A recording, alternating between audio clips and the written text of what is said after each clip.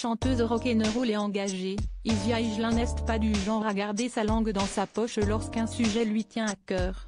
Ce jeudi 6 juillet, particulièrement énervée contre le président Emmanuel Macron et sa politique, la jeune femme n'a pas hésité à aller loin en concert, en expliquant qu'elle se verrait bien devenir violente envers lui.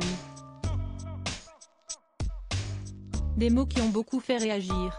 S'agit-il d'humour extrême, de la liberté d'expression d'une artiste, ou bien d'un appel au lynchage, comme le répètent les politiques de la majorité depuis plusieurs jours?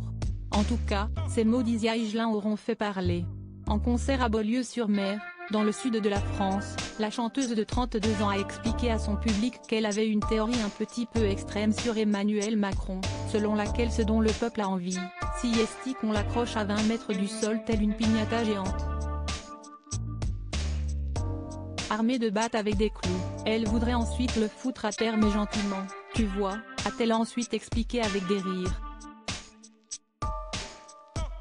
Si certains spectateurs n'ont pas réagi, semblant prendre cela pour de l'humour et applaudissant même la chanteuse, d'autres, choqués, ont prévenu la police.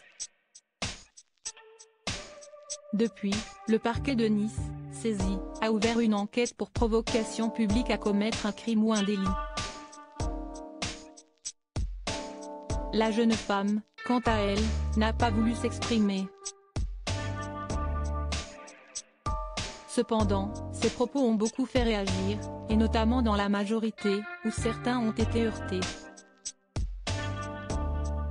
La députée Renaissance Prisca Thévenot, invitée dans les Grandes Gueules ce lundi 10 juillet, s'est montrée particulièrement choquée, appelée à assassiner ne fait pas du tout de vous un artiste engagé. Si elle veut faire de son concert une tribune politique, très bien, mais qu'elle aille sur le fond. Or, là, les paroles sont claires et sans équivoque, si est un appel au meurtre. Cela n'a rien de banal, si est absolument condamnable, a-t-elle taclé. Liberté d'expression? Un avis pas vraiment partagé par les autres chroniqueurs, qui ont fait remarquer que cela pouvait aussi être de la liberté artistique. Et que les dessins, parfois très violents, du magazine Charlie Hebdo, avaient toujours été défendus car relevant de la liberté d'expression.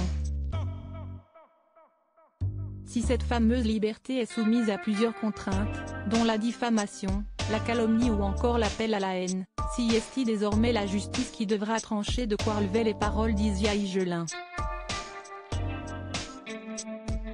Pour rappel, la chanteuse, après son concert, s'est enfermée dans son bus, dans lequel la police n'a pas pu entrer. Elle a depuis été déprogrammée du festival de Marcq-en-Barœul, dans le Nord. Il faut dire que la jeune femme a de qui tenir sur les convictions. Son père, Jacques Higelin, était très engagé à gauche et s'est toujours investi dans diverses causes, tout comme son demi-frère, le chanteur Arthur H, qui a notamment milité pour l'environnement ou contre l'expulsion des Roms.